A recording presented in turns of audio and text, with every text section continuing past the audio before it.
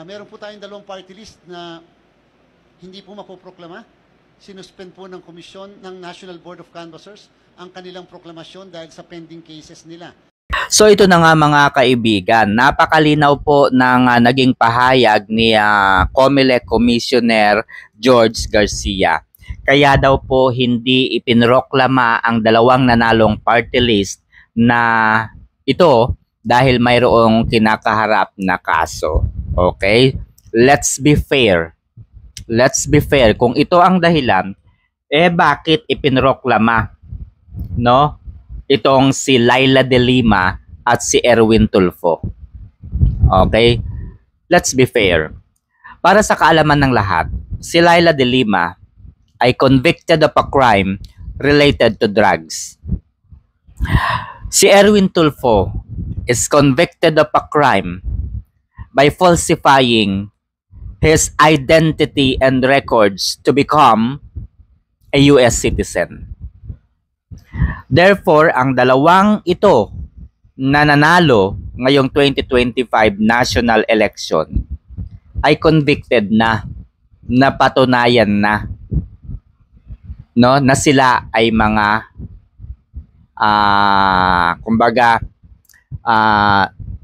law violators.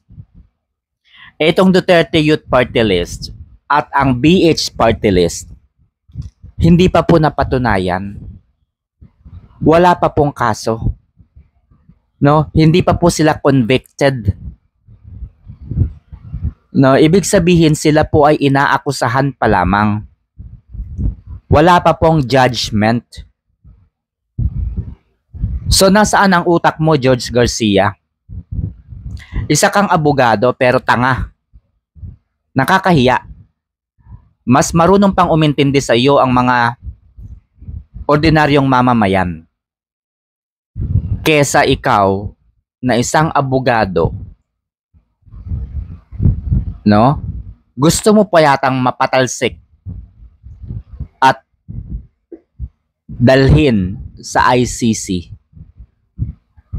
Okay? So, kayo na guys ang bahalang humusga. Ito po ang ating tanong.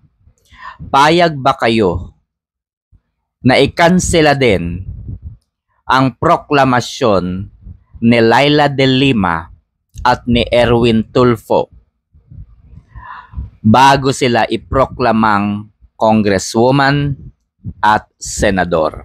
Okay?